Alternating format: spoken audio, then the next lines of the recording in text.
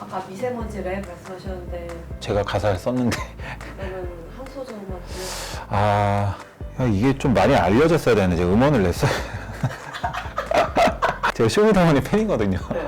원부터 거의 다 봤어요, 9까지. 제가 이번에 쇼미더머니 9도 나가려고 했었거든요. 시간이 없어가지고 등록 기간을 놓쳐가지고 정말 아이고 못 살겠네. 숨 쉴 자유조차 뺏긴 이유.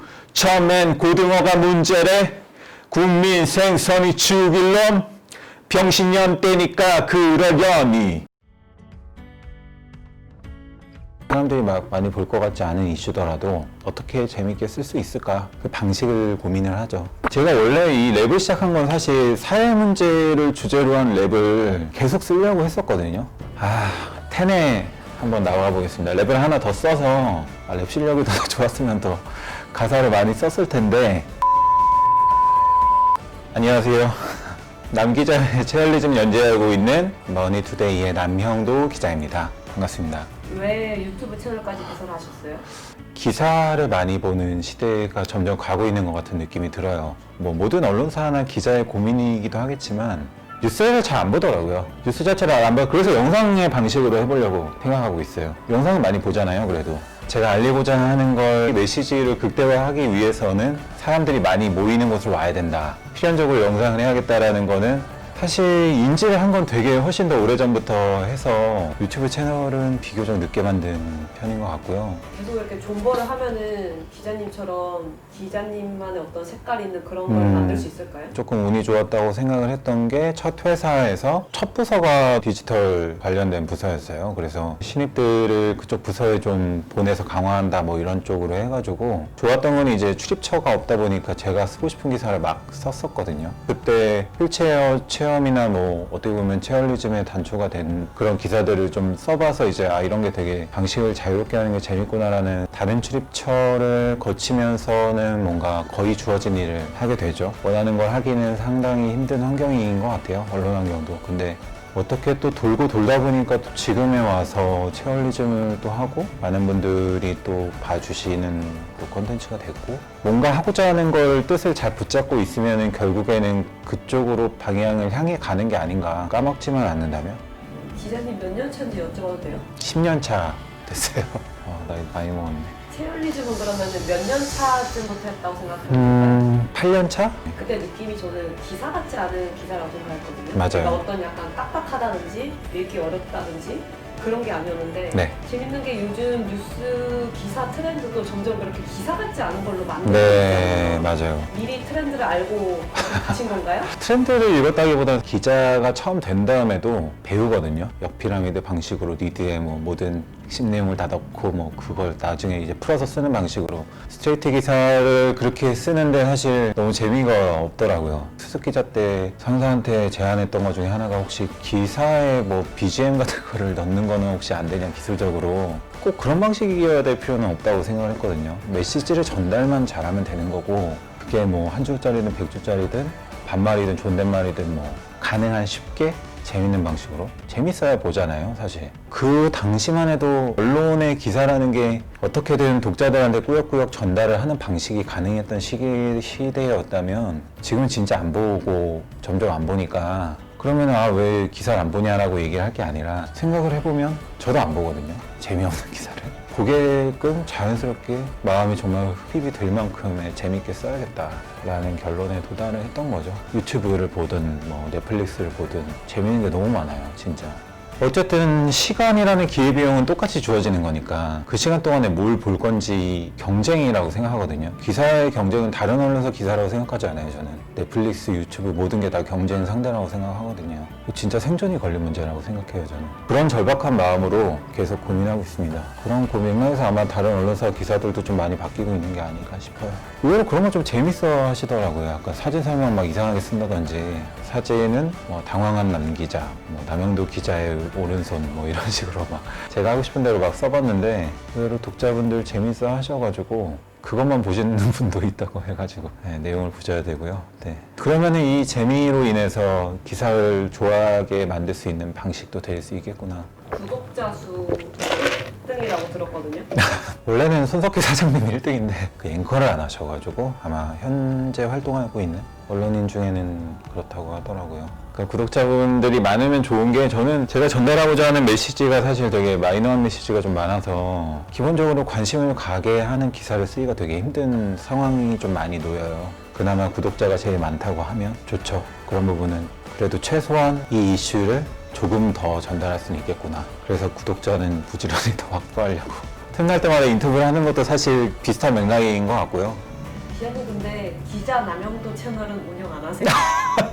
그 사실 원래는 기자 남영도 채널을 먼저 시작했거든요. 체얼리즘에 필요한 영상이 기사에 살짝 끼워 넣는 방식으로 하려고 유튜브 채널을 좀 만들어 놨었는데 안 하진 않아요. 기획을 하나 따로 뭐 해서 기자 남영도 채널을 좀 활성화시켜볼까 생각하고 있는데 혹시 아이디어가 있으면 제보해 주셔도 되고요.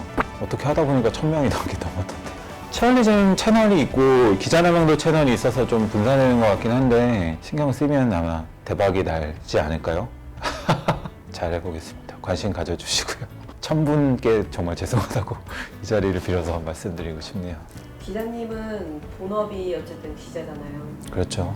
본업에 대한 만족도는 어때요? 어떤 출입처를 했느냐에 따라 만족도가 좀 많이 달라졌는데 지금처럼 뭔가 하고 싶은 취재를 마음껏 할 수 있는 환경에서는 만족도가 상당히 높은 편이죠. 혹시 나중에라도 뭐 풀타임 유튜버가 될 생각이 있다든지. 있어요. 어느 플랫폼을 통하느냐에 따라서 어쨌든 제가 전하고자 하는 메시지는 같은 거잖아요. 기사면 기자로서 활동을 할 것이고 유튜브면 유튜브 영상을 찍어가지고 보내면 되는 것이고 어떤 게 더 영향력이 있는가를 따졌을 때 유튜브가 요즘엔 사실 웬만한 언론사보다 영향력이 훨씬 큰 새 시대가 이미 됐고 구독자가 100만 명이 됐다.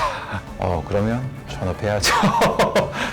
회사에서 보진 않겠죠. 기자님 생각했을 때 100만 명 정도면 100만 명까지 안 가서라도 한 어떤 걸 이제 관둘 때 그 수익이 본 수익보다 넘어서기 시작했을 때 그만두면 된다. 그게 아마 좀 구독자가 많아야겠죠. 그렇게 되려면. 실제 영상 찍기 힘들죠. 그거 하면서까지. 너무 힘들어요. 제가 찍기만 하는 거면 괜찮은데 취재를 하면서 영상을 만들어야 되는 거다 보니까 고프로를 보통 팔목에 차거나 취재하는 중간중간에 계속 영상을 찍거나 그렇게 하는데 그래도 찍고 나면은 잘 찍었다라는 생각을 항상 해요. 기사의 독자분들도 양쪽이 번갈아 가는 경우가 많은데 이게 이렇게 이런 거였구나라는 걸 좀 생생하게 확실히 알 수 있어서 좋다라는 말씀을 많이 하시더라고요. 편집도 직접 하시나요? 아니요. 그 영상팀이 따로 있고요. 찍어 오는 거는 대부분 제가 하고요. 체얼리즘 취재를 거의 저 혼자 다니거든요. 그래서 스튜디오에서 촬영을 한 다음에 같이 편집을 해서 영상팀에서 제작을 해주는 방식으로 유튜브 영상 그렇게 만들고 있습니다. 체얼리즘 한 편 만드는 데는 얼마나 걸린다 생각하면 돼요? 아이템 기획은 거의 평상시에 계속 하고 있는 것 같아요. 적어둔 것들을 이제 다시 뒤적여서 보다가 조금씩 구체화하고 살을 붙이고 그래서 아이디어의 발상 단계에서는 거의 그 과정이 일상적으로 계속 이루어지는 것 같고요. 그걸 이제 본격적으로 시작을 해서 만들고 취재하고 마무리를 하는 것까지는 보통 한 2주 정도 진행이 된다고 보시면 될 것 같습니다. 못해도 최소 일주일의 시간은 필요해요. 과정에서 한 95 정도까지는 발상이라고 보면 될 것 같고요. 그래서 거의 발상을 할 때 좋은 발상인지를 체크하는 게 제목이 나오는지 안 나오는지를 보거든요, 거의. 기자님 채널이나 기사 이런 데도 악플이 좀 많이 달려요? 채널은 아직까지 악플이 달릴 만큼 구독자가 많지 않은 것 같아서 거의 많이 안 달린 것 같고 기사는 달리죠. 몇몇 계기가 있는데 제가 그 지점을 알고 있는데 그 정치적인 이유로 공격하시는 분들도 있고 아니면 뭐 젠더 이슈 관련된 거에 또 관심이 많아서 제가 좀 쓰는데 그게 싫은 남성분들 위주로 좀 공격을 하시는 분들도 좀 있고 악플이 없을 수는 없죠. 모든 사람을 설득할 수는 없으니까 비추천 일단 한번 뭐 드리고 그 다음에 좀 아닌 것 같은 거는 신고도 드리고 부계정으로 싸우기도 하고 본계정으로는 그렇게는 안 하고 대부분 넘어가는 편이죠. 왜냐면 다양한 의견은 소중한 거니까 제 기사나 제 시각에 도움이 되는 거면 되게 진지하게 받아들이고 기록까지 해둬요. 다음에 쓸 때는 이런 부분을 좀 더 고려해야겠다. 비판일 때 그렇게 진지하게 받아들이게 되는 것 같고 그렇지 않을 때는 똑같이 대응하자가 주의여서 이에는 이, 눈에는 눈, 예의는 서로 지켜야 오고 가는 거니까요. 기자님 꿈은 뭐예요?